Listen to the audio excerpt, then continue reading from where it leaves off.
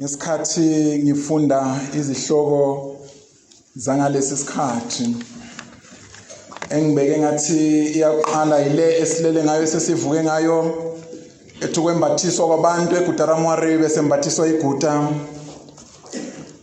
Eyesibili ngase ngithi ukuzalwa KweSimo SikaNkulunkulu. Abesefundisa uNkulunkulu kule yesibili athi kuvamsile ukuthola abantu besithi banomoya oyingcwele phakathi kwabo, njengoba nathi sihlangene silapha saliphiwa ithuba lokuba nomoya oyingcwele phakathi kwethu, bangcwela simdumiseni uNkulunkulu. Kodwa ke kuyivela kancane ukuhlangana nomuntu phakathi kwakhe kukhuluma uNkulunkulu, kuthiwe kulo umuntu phakathi kwakhe kunoNkulunkulu.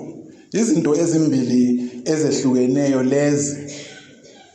Kuzokhumbuleka ngenyanga endlule lesiphuma kuyo kuhambe emhlabeni imvumi yomculo odumo umama uDeborah Fraser.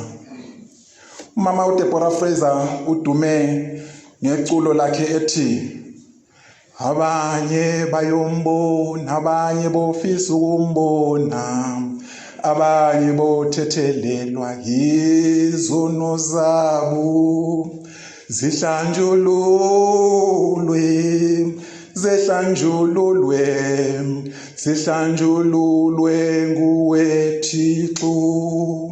Uthi abanye bayombona, mayekhuluma ngokuthi abanye bayombona suzibuza ukuthi ukhuluma ngabo bani njengoba nekhuluma kanjena. Ubusuthatha umqondo wakho uphonsele emuva esizweni samaJuda ukuthi uNkulunkulu wehla waphakathi komuntu isimo singuJesu. Waziveza phakathi kwabo, wasebenza imisebenzi, bambona abanye. Wazofika eAfrika wabaphakathi kwabantu ngalesi simo sesifazane, bambona abanye. Ngonyaka ka1920 zine kuNhlangulana, njengoba nakade sigubha usuku izolo, kwazalwa umuntu emhlabeni nangu esikhuluma ngaye. Ngonyaka ka1961 uNkulunkulu emkhulu engalinganiseki wehla evela ezulwini, wazinciphisa wangena phakathi komuntu emhlabeni, wazinciphisa wangena wathi ncamashi, wasekhuluma wathi yimi uNkulunkulu ezizweni zonke, ovumayo kavume kanti nowalayo kale kube kanye. Ekhuluma esephakathi komuntu ozelwe njengoba nakade sigubha izolo, ukuzalwa KweSimo SikaNkulunkulu. uNkulunkulu wathatha isimo somAfrika waba phakathi kwethu, wafana nawe wafana nami, sakhuluma naye uNkulunkulu ngaso lesi simo esibe sigubha usuku lokuzalwa kwaso izolo. Ukhuluma nje umama Deborah ethi abanye bayombona, uphendula amazwi womculo wodumo ubaba uJoseph Shabalala owathi yena uNkulunkulu mayesehla evela ezulwini wonke amehlo azokumbona. Kwakungumcabango wakhe. Umama Deborah Fraser eseyibonile wathi cha, abanye bayombona, abanye bophelela ngokufisa ukumbona. Kulabo abazombona, abanye babo bazoba nenhlanhla yokuhlanjululelwa izono zabo, bothethelelwa izono zabo zihlanjululwe.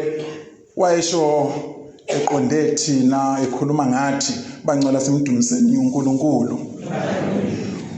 Omunye mhlambe usengathi inhlanhla yalabo abambona uNkulunkulu ngaso lesi simo. Manje ke thina esingene uNkulunkulu ngesimo engasekho phakathi kwabantu, kusho ukuthi kasina nhlanhla enjalo.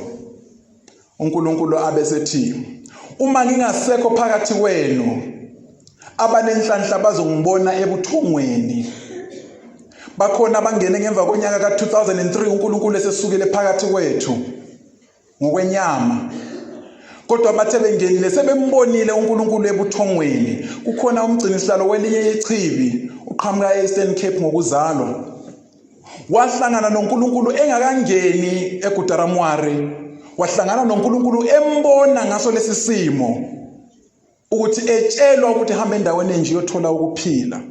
Uthe mayisehlangana namabutho wathi nampa abantu engitshelwe ngabo, wangena eGuta RaMwari namhlanje ngumgcinisihlalo wakulelo chibi. uhlangene noNkulunkulu ngaso lesi simo njengoba nasigubha ukuzalwa kwendlu yakhe. Abesethi uNkulunkulu ngaso lesi simo, thathani imithetho yami, thathani ilizwi lami niligcine, ukuze ubudlelwano bami nani buhlale bukhona, nihlale kimi nami ngihlale kini. Ningehlulwa yimithetho kuze kufike isikhathi sokuthi size siflathelane. Singaze siflathelane lisaselapha emhlabeni, kofika isikhathi lapho nizophuma khona emzimbeni yenu. Uthi senisemoyeni anisoze ningibone. Labo abazombona noma sebesemoyeni bambona ngaso lesi simo. Uthi uma sike saflathelana emhlabeni, uma ususemoyeni ungababona abangcwele behlabelela, kodwa ngeke mina ungibone. Ngaso lesi simo uNkulunkulu uthi nansi imithetho engifuna nizwe niyilandele. Akhulume nani bantwana, miningi imithetho. Akhulume nani bantwana athi ake niphathe umthetho wokuzigcina, uzithande, uzidle, uwazi ukuthi ithempeli lomoya oyingcwele leli. Uma ngimile la kumi umoya oyingcwele. Uma ngisesikolweni umoya oyingcwele usesikolweni sami. Uma ngisemsebenzini umoya oyingcwele usemsebenzini wami. Uma ngisekuhlaleni umoya oyingcwele ukhonapho lapho engikhona. Ngawe umoya oyingcwele usufikile. Zigcine, ube yintombazana, ube ngumfana, kungangabazeki lokho. Bobaba kumele nazi manibona abantwana labo ukuthi zingane zenu lezi. Kungafiki umkhumbulo wokuwa engqondweni ufikelwe ukuthi kungabe ngingamenza umfazi ubheke umntanakho. Sizwe abantwana besitshela ukuthi bakhona obaba bayasishela belapha eGuta RaMwari. Ubuye ugqoka isembatho sobuqhawe lesi, ubheka abantwana laba ubone ukuthi uma ngingamenza umfazi. Bakutshele abanye ukuthi cha, kodwa wena unomfazi. Uthi pho kwenze njani? Kuyakhuzwa njalo. Zingane zenu lezi. Kakube khona ukuzigcina. Uma ungubaba umthetho oqondana nawe uthi gcina umuzi wakho, ugcine ingane zakho. Siphakathi kwenyanga yabantwana. Kakube khona ukuthi uma ungubaba walahla umntwana usazi ukuthi unenzalo engaphandle, hamba odinga inzalo yakho uyikhulise. Ngoba umntwana loyo angaphazamiseka engqondweni. Ukuphazamiseka komntwana uNkulunkulu uthi ophazamise umntwana ngimupha isigwebo sokuthi aboshelwe inguzunga yetshe entanyeni, ayojutshwa ekujuleni kolwandle, agalule afe. Uma unomntwana ngaphandle, hamba odinga umntanakho umkhulise, athi baba, uthi mntanami ungalahli umntwana. IGuta RaMwari leli kuzovuselelwa impilo, umuntu aphile impilo yasezulwini, kuze namhla ungasekho emhlabeni uhlangane noNkulunkulu, ujabule nabangcwele, ube ngongcwele emoyeni, nesizukulwaneni sakho kube ngokunjalo, igazi lakho libe ngelingcwele ngokungapheliyo.